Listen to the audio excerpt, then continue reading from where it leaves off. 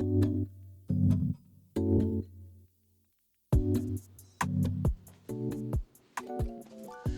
got the little Rode mic. I'm a real YouTuber now.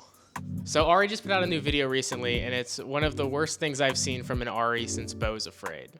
Sorry, Arri. The video is announcing two new textures that they brought to the Alexa 35 called Super Nostalgic and Extreme Nostalgic. Basically, for those who don't know what textures are on the Alexa 35, it's basically Arri's attempt at bringing the control of film print to digital. What I mean by that is whenever you shoot on film, you usually choose from like a variety of film stocks. If you're shooting outside, maybe use a daylight balanced film stock. If you're shooting inside of the studio, maybe use tungsten. These film stocks all had different ratings, so if you shot a film stock that was rated at 50, that would be basically like shooting ISO 50 on your digital camera. The speed of a film stock is its sensitivity to light. And just like how noise is introduced when you shoot at a higher ISO, faster film stock is gonna have more grain. There's of course color differences and a bunch of other more subtle things between film stocks, but that's kind of like the gist for the purpose of this video. Now with digital, you shoot a clean image, you throw it down the pipeline, you color it, you rough it up, you do whatever the heck you want to do to it. Grain, bam. Bleach bypass, bam. Whatever this new thing that Harmony Korine is doing, maybe. I don't know about you, but I have done many projects where as soon as we wrap shooting and it enters post and it goes to color, I usually tend to not be a part of the conversation anymore.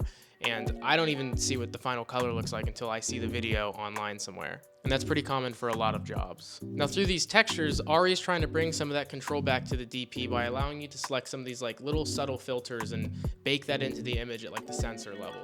It's kind of like the idea behind it is like when a DP chooses their film stock. This is a quality that this image is gonna have and you can't take it away from me. No longer do you have to worry about your director taking away your grain because they literally cannot do that now. That brings us to the two new textures they added. These are basically just beefed up version of the grain textures that already exist in the camera. They're kind of meant to bring a lot more character to the image. And in the case of the extreme nostalgic texture, I think the idea behind it is if you pair it with the 2K Super 16 mode, it's gonna feel a lot more alive like Super 16 film.